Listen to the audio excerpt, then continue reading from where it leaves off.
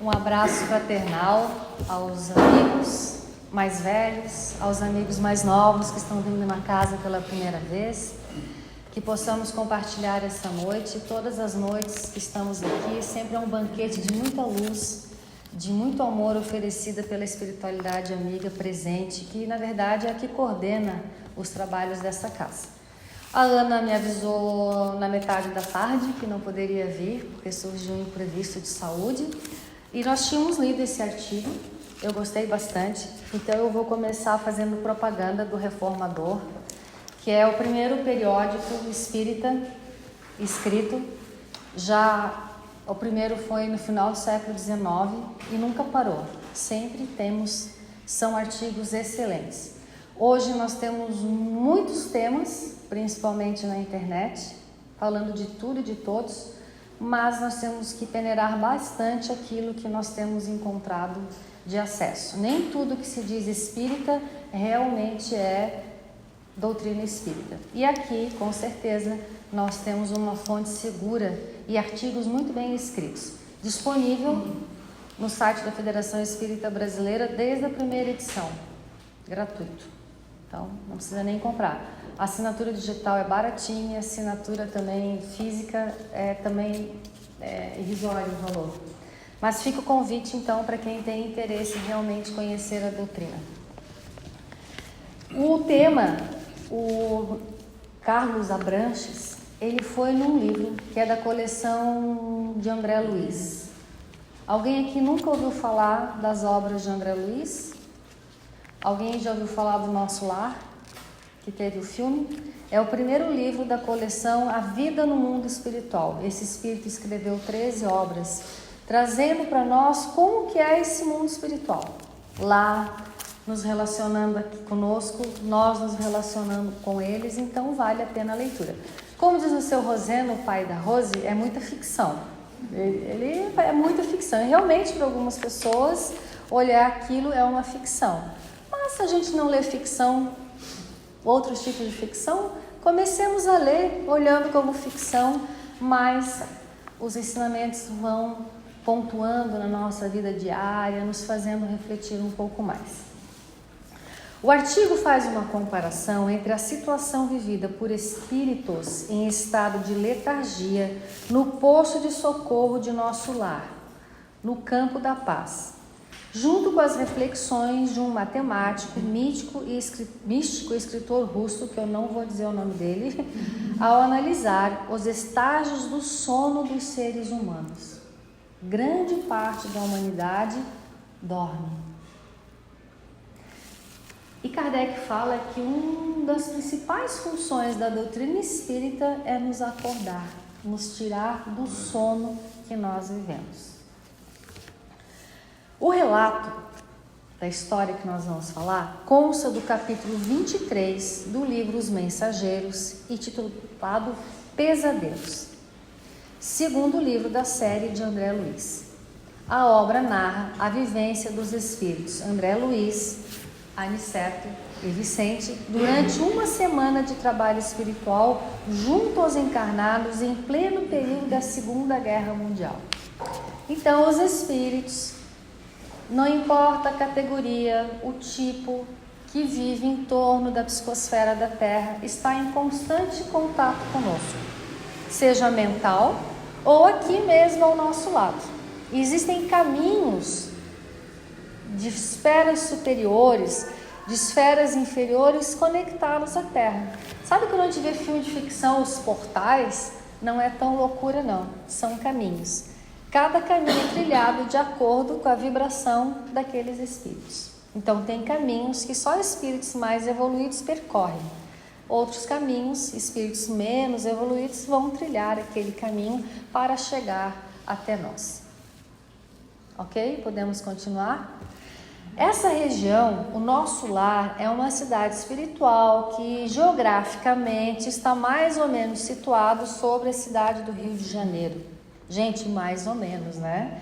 Porque as leituras, aquela cidade é imensa, com universidades, vários ministérios, né? Tem, inclusive, o setor das águas. A Ana Carla fez uma palestra, quem quiser ouvir, está lá no nosso blog e no YouTube, um setor que trabalha as águas. E André Luiz vive no nosso lar, a Aniceto é um dos orientadores do André Luiz, o Vicente é um amigo, eles são aprendizes e vão até essa mini colônia mais próximo aqui à Terra, em regiões de sofrimento, mais ligado ao nosso lar. Lá, eles vão chegando a esse local. Os três passam alguns dias em um posto de socorro ligado ao Campo da Paz, núcleo de trabalhos localizado em zonas espirituais inferiores vinculado ao nosso lar.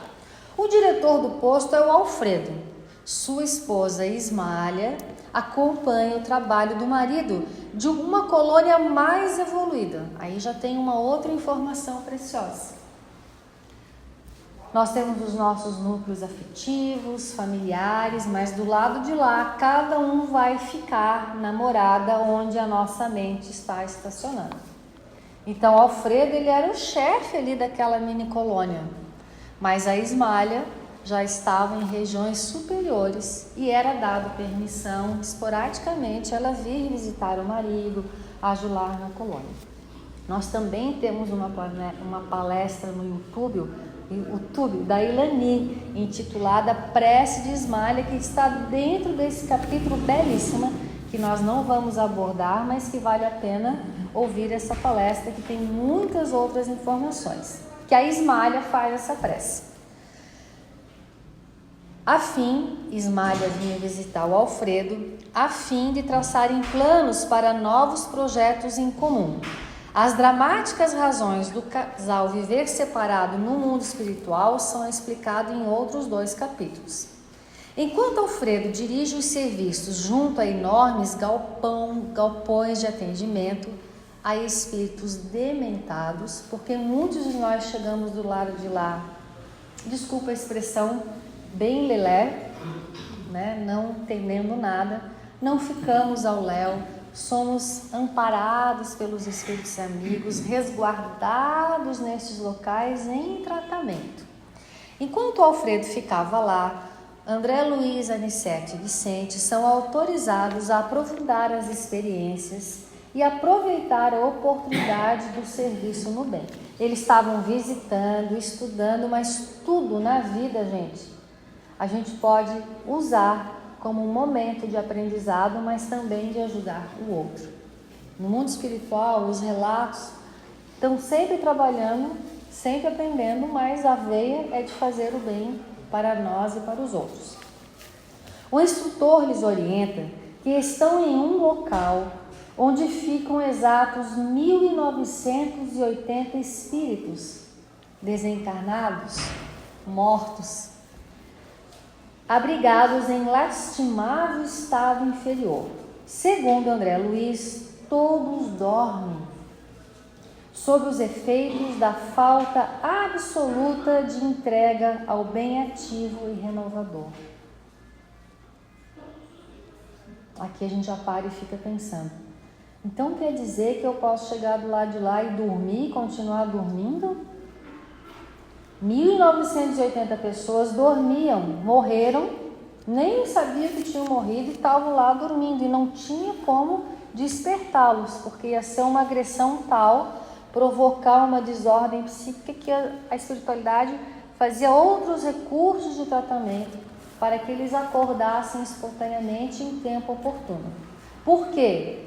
Pela falta absoluta de entrega ao bem ativo e renovador enquanto estavam aqui na Terra, além daqueles que passaram a vida acreditando convictamente na morte como nada, o fim de tudo, o sono eterno.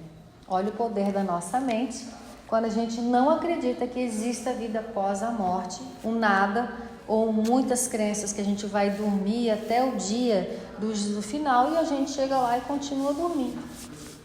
E a gente conversa, com os espíritos, não é só no papel. Os trabalhos mediúnicos aos quais nós participamos, os espíritos que vêm para serem acordados, em contato aqui conosco, com o médium, com a equipe, e eles não querem acordar, não. Seu Nelson quase chacoalha, né? A Sandra toca sininho, vamos lá, vamos acordar. E não querem. E o médium que vive essa experiência relata como é difícil, que entorpece, é algo que entorpece a mente, que o médium quer também contribuir para o espírito acordar e é uma luta. Tal a mente querendo continuar dormindo. Nós fugindo da nossa própria realidade interior, por acreditar que a gente vai ter que ficar dormindo até o dia do juízo final, ou por acreditar que não existe nada além da morte, ou porque vivemos uma vida egoisticamente, ligadas somente ao aqui e agora. Aí é natural que chegando lá no mundo espiritual, a gente vá dormir. O resultado de uma existência voltada exclusivamente para os valores transitórios era dramático. Gente, ele usou a palavra exclusivo. A gente vive no mundo, pertence ao mundo, reencarnamos, estamos aqui porque precisamos das vivências desse corpo, das relações, do trabalhar, de tudo. Mas não pertencemos a esse mundo. É isso que nós temos que começar a reflexionar todos os dias. Eu sou do mundo, eu vivo do mundo, mas é transitório. Nós somos mais do que isso.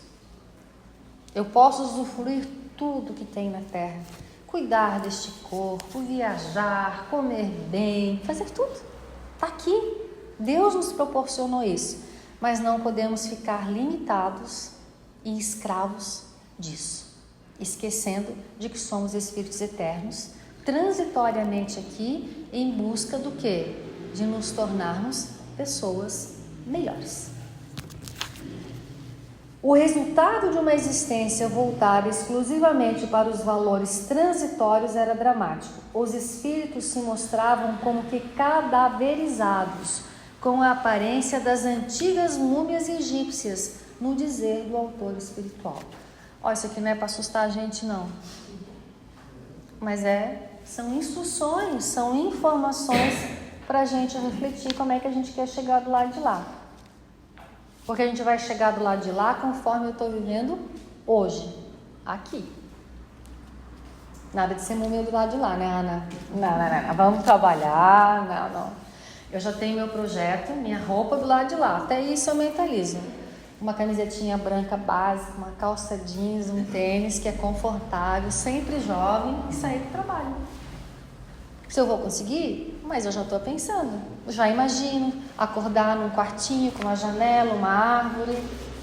Se o seu Nelson for antes de mim, ele vai estar lá com certeza me esperando. Se não for, quando ele for, se eu puder, eu vou estar, porque são os laços de amizade. A gente tem que pensar, projetar, se vai acontecer, mas já estamos buscando. Veja a diferença daquele que nega, daquele que não se interessa, por aqueles que já estão buscando. Já dá uma diferença na chegada do lado de lá.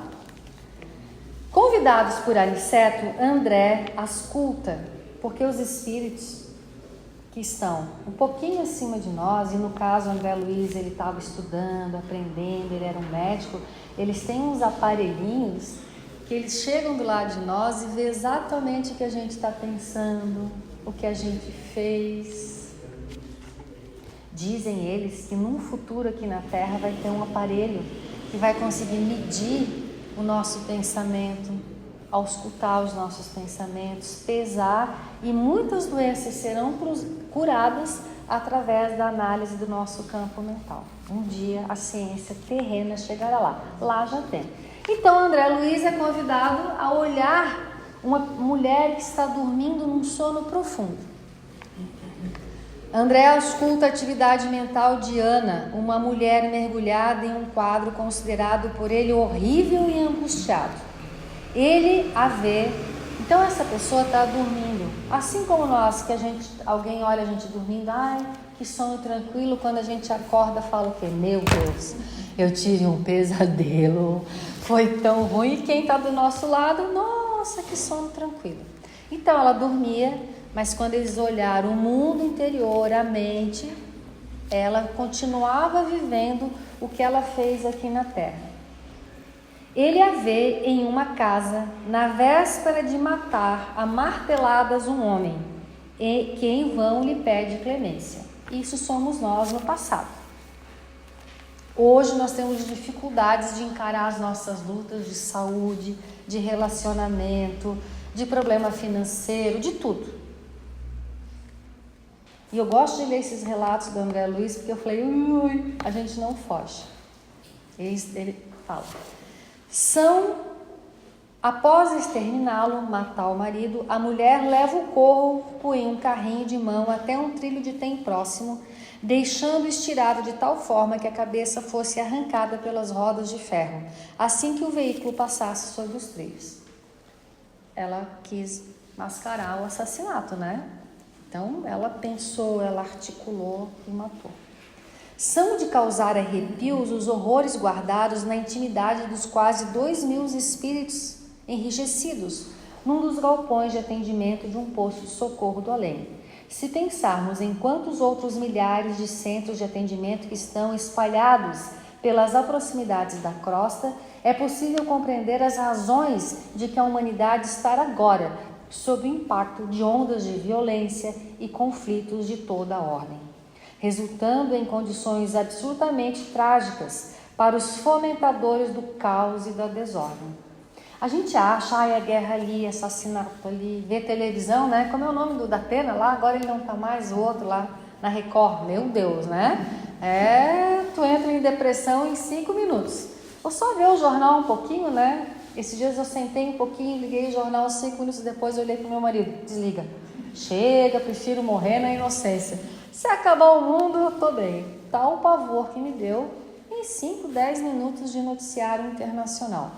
Mas a gente acha que é um caos, não é um caos. A sociedade é consequência do que nós vivemos. Os fatos, por exemplo, que aconteceram na Segunda Guerra Mundial, que a gente lê as histórias, ainda é presente. Quantos espíritos desencarnaram na Segunda Guerra Mundial que nem retornaram ainda ao corpo físico? Vão retornar com as suas sequelas psíquicas, emocionais. Sabemos que o período da escravatura aqui no Brasil foi terrível, é um karma coletivo nosso. Foram 2 milhões, eu acho, de escravos, ou 3 milhões em 3 séculos, se eu não estou enganada nas datas. E nós estávamos lá como senhores, como capitães do mato, com uma comunidade que se beneficiava e contribuía para a violência para com eles. Muitos de nós fomos escravos e ainda carregamos mágoas e raivas. E muitos de nós estamos reencarnados no lar de antigos feitores, donos de escravos. Por isso, às vezes, as dificuldades de relacionamento. A gente até gosta, né? Mas ainda, como diz a minha sobrinha, eu já aprendi a amar minha mãe, mas ainda não entendo ela. Eu digo para ela, mãe, na próxima eu te entendo. Então, quantas encarnações, quantas etapas para essas histórias? E a história da humanidade é de violência. Então, não é caos, aqui é uma escola, aqui é um hospital. Então, o que vai ser dessa mulher?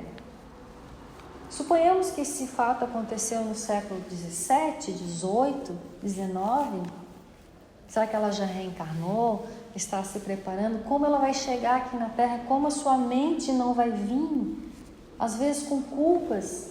A gente carrega culpas e limitações que não entende, são esses crimes. Às vezes por dinheiro, por ciúme, por um gesto de violência, de você não controlar os seus ímpetos de agressividade. A gente não vê gente se matando no trânsito? Quais as consequências disso? Para essa pessoa que tira a vida de outra porque cruzou a sua frente.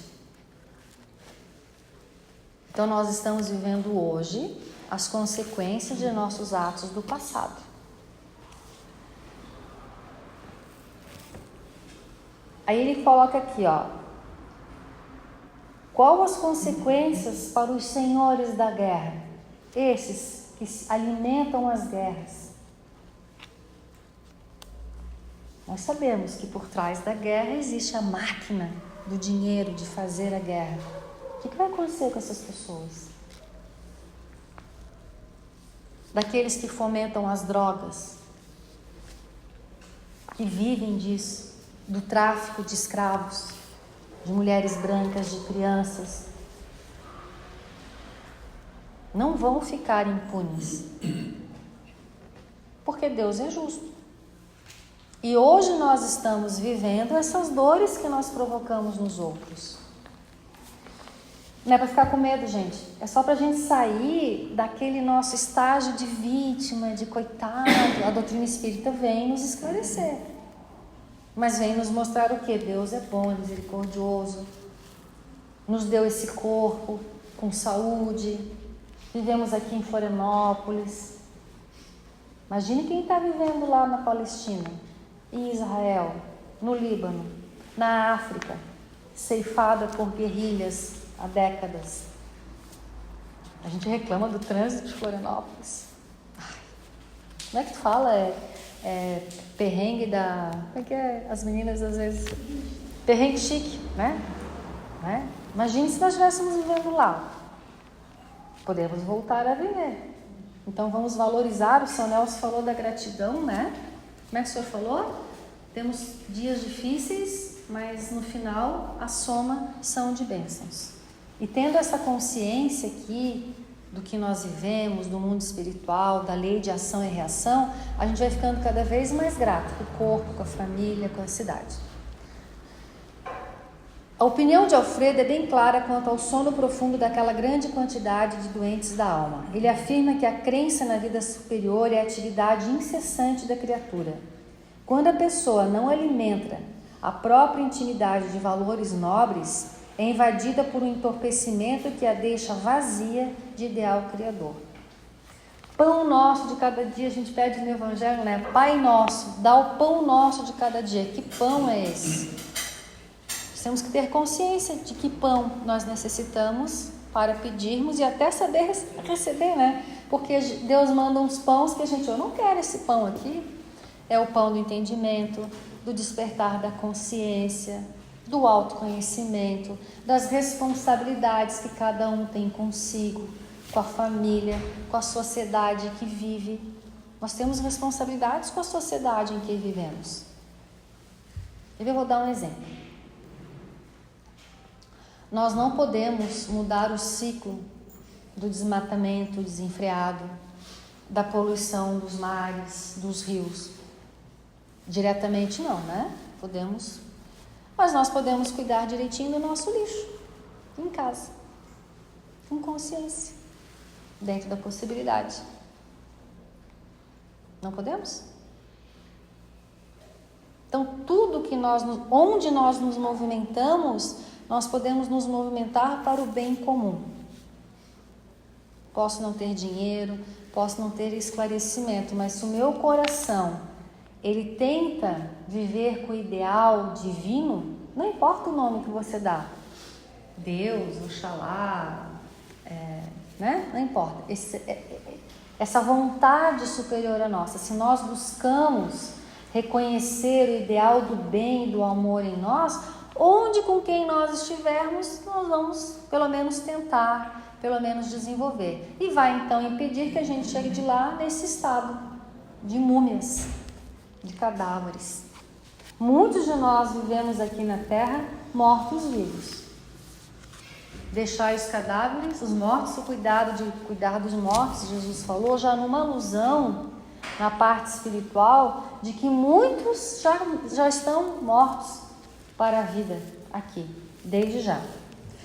Aqueles que ali se encontravam na análise do administrador estavam magnetizados pelas próprias concepções negativistas, permaneciam paralíticos porque haviam preferido a rigidez ao entendimento. A gente é rígido em conceitos, em posturas das mais variadas, e isso nos enrijece o coração, nos enrijece de conhecer, de ampliar o nosso entendimento em vários setores. A gente às vezes tem a ousadia de dizer assim, eu não sou preconceituoso. Sai um pouquinho da tua bolha, vai para um ambiente um pouquinho diferente que você já se sente desconfortável. Intelectual, financeiro, social. Então nós ainda somos muito enrijecidos, porque ainda somos adormecidos. Nós que estamos aqui nessa casa, num templo religioso, não precisa ser espírita, é alguém que está querendo acordar. Eu sempre imagino de manhã cedo, quando você dorme profundamente, que tu acorda meio tonto, não sabe direito onde é que está. Nós estamos aqui assim, querendo acordar, consciência de quem somos, onde estamos, quais são as nossas funções aqui. Nos primeiros anos da década de 40, o matemático e filósofo, o russo, que eu não vou dizer o nome, realizou diversas palestras, reunidas posteriormente num livro. Esse eu não vou ler aqui, mas o autor espírita faz um paralelo com a ciência terrena. Ele era um matemático, um filósofo, e esse filósofo falou assim, o autor esclarece que o homem passa por 4 estados de consciência. O primeiro deles é justamente o sono. Mesmo no segundo estágio, o acordado, ele pode estar mergulhado no primeiro. E olha o que esse filósofo, questionamento que ele faz. Foi na mesma época da Segunda Guerra Mundial, para mostrar que Deus sopra as informações em todos os setores. No meio espírita, ele mandou esse livro, Os Mensageiros, mas lá na Rússia, através desse filósofo e matemático, ele também mostrou esse caminho que estamos adormecidos. E esse filósofo matemático fala assim: afinal, o que é a guerra? É a condição em que algumas milhões de pessoas adormecidas tentam destruir outros milhões de pessoas adormecidas. Elas não fariam isto, é claro, se estivessem acordadas. Tudo o que acontece deve-se a este sono. A gente julga os senhores da guerra, julga as pessoas que dão as ordens, mas ele está dormindo, ele está num sono. E aqueles que vão para a guerra, aqueles que estão também sofrendo os efeitos da guerra, a grande maioria está nesse sono. Adiante, o pensador russo apresenta as questões mais importantes de sua reflexão. Como podemos despertar? Como escapar desse sono? Já é um avanço, tomar essa consciência. Na busca da resposta, destaca que sempre lhe perguntaram as razões. Olha, um filósofo russo de 1940, 50. Perguntaram para ele por que as páginas evangélicas não tratarem do sono, por que Jesus, ou no Velho Testamento, ou no Novo Testamento, não abordou este assunto tão importante. Ele rebate afirmando que, ao contrário, quase todas elas falam sobre este sono. Essa falta de percepção, segundo ele, é o retrato claro de que as pessoas leem os evangelhos no sono. Então a gente às vezes lê as obras espíritas, lê o Velho Testamento no sono, porque a gente não acordou ainda para a realidade, só lê a letra. Cita, por exemplo, o despertai, vigiai, não durmas, são várias passagens do Evangelho. Quem não conhece aqui, bota lá no Google que vai aparecer vários ensinamentos, mas Jesus já tantas vezes lembrados por Jesus. Ele afirma que enquanto um homem dorme profundamente e está mergulhado em sonhos, ele não pode nem mesmo pensar a respeito do fato que está dormindo. E é por isso que há quem passe a vida inteira no sono e morra no sono. Além disso, ressalta, muitas pessoas morrem muito antes de sua morte física. Depois o autor vai trazer um outro educador russo que vai falar a consciência do sono sem sonhos, do sono acordado, do eu transcendente e da consciência cósmica. O primeiro é o cara que come, dorme, procria, ganha dinheiro. O segundo é aquele que eu deduzi que é nós aqui, que já está querendo ser mais do que isso, despertar mais do que isso. O transcendência do eu é o cara que já está deixando do seu eu, do ego, do personalismo e já se dedica a causas nobres, olhar o outro. E a consciência cósmica, daí nós temos aí o ser crístico, né? Jesus, que é o nosso exemplo. Para terminarmos,